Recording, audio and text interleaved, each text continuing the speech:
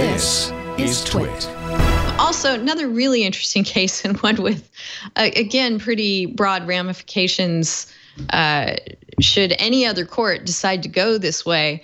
But over in Switzerland, there was a gentleman who has been held liable for defamation for having liked a comment on Facebook that he did not make. The comment apparently was accusing another party. There was some sort of controversy involving animal welfare folks and vegans and a protest. And there was a person involved in that controversy who had made racist comments and had some sort of prior conviction as well. And the party who got fined here disliked that person and agreed that he had been racist and out of line and therefore liked some comments to that effect. And found himself on the wrong end of a defamation claim. And the court said that and this is a quote, by clicking the like button, the defendant clearly endorsed the unseemly content and made it his own, the court's statement said. The judge ruled that the defendant had failed to prove that the comments he had liked on Facebook were true. At the same time, by liking the comments, the man had disseminated them to his list of Facebook contacts and thus made them accessible to a large number of people. So this seems like a really, really tenuous basis for a defamation determination. And the lawyer for the party who was fined here, he was fined over $4,000 US, about $4,100 US. He desperately wants the courts to clarify whether hitting a like button on social media should be given the same weight as other forms of speech more commonly cited in defamation cases. The lawyer went on to say, if the courts want to prosecute people for likes on Facebook, we could easily need to triple the number of judges in this country.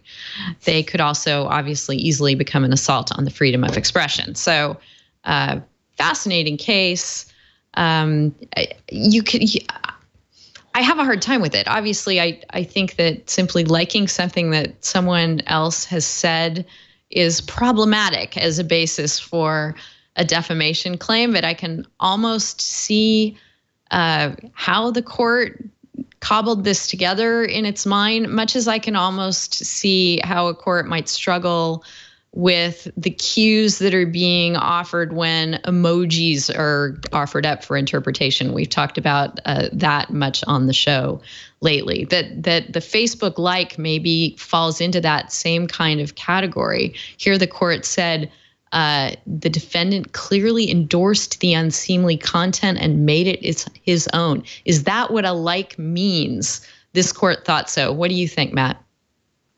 I think that thankfully in the United States, we would not get into that question. There's a case that came out last week. It was Packingham versus North Carolina, in which North Carolina had a law that prohibited all sex offenders from going on to social media. There was a loosely defined term, but under the First Amendment, Justice Kennedy and the four liberal justices said that it was inherent to the dignity of being a person that you can be on social media. So I can't imagine that they would say that in that situation, and also hold that that liking something, even bad speech or even racist speech or terrible speech would be criminalized. So I don't think we have to go down that road, but I thought it was funny that they said that they'd have to hire 3 times as many judges.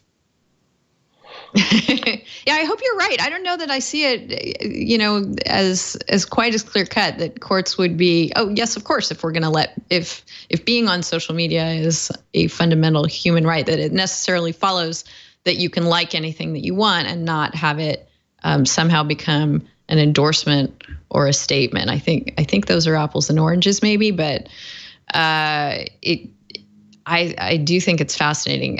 Peter, want to weigh in? Yeah, I am. I've been thinking about this, and I'm going to take a little bit of a contrary position to this, to the extent if it involves defamatory speech, because it's different from the case that if you like hate speech or attack on somebody like that. And certainly there's a First Amendment for protection for that kind of speech, but there is no First Amendment protection for defamatory speech.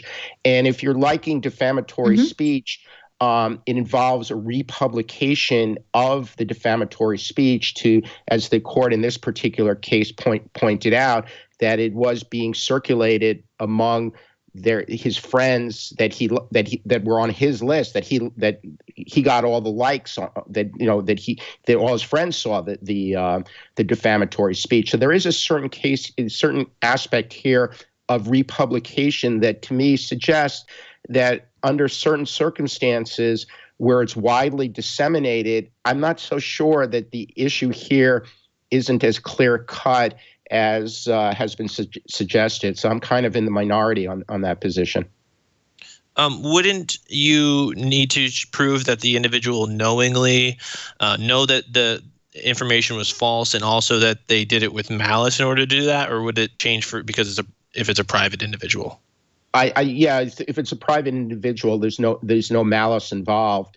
But they would have to have some knowledge about the intent and knowledge of the truth and veracity of the statement. So I was assuming that part of the defamatory, if the person broadly knows that it's a defamatory statement and goes ahead and recirculates it, republishes it, I think there's a possibility that even a court in the United States under similar circumstances would find that as defamation. That's just, I think there are a lot of factors that would go in 99% of the cases involving somebody hitting a like button on Facebook.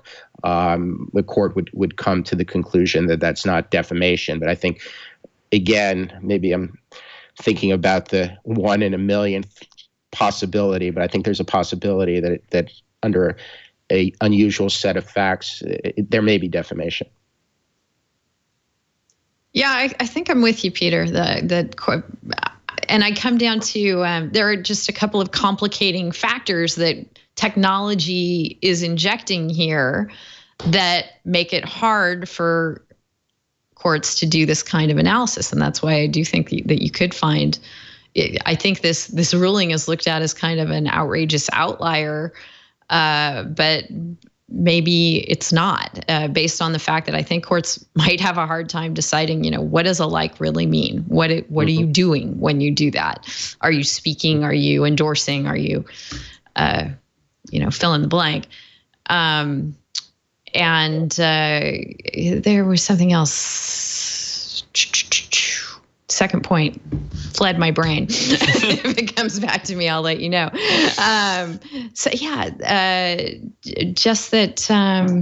I know. Actually, there are 3 points here because of course, defamation involves, spreading the defamatory comment and whether you've liked something. You were starting to touch on that, Peter. What that means, what mechanism is triggered. From the distribution standpoint, when you hit like, how do you know, or do you even know who's going to see that you have liked that?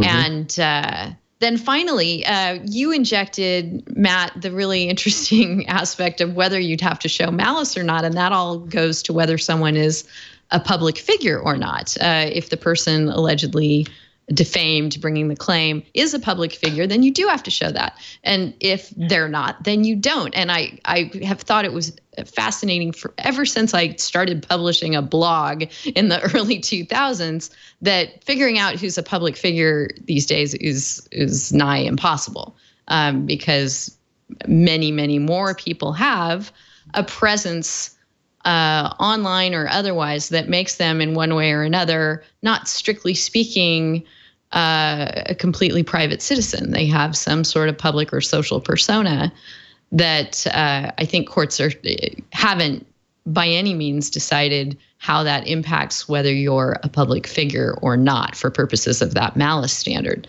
So fascinating witch's brew of issues brought up by that case in Zurich.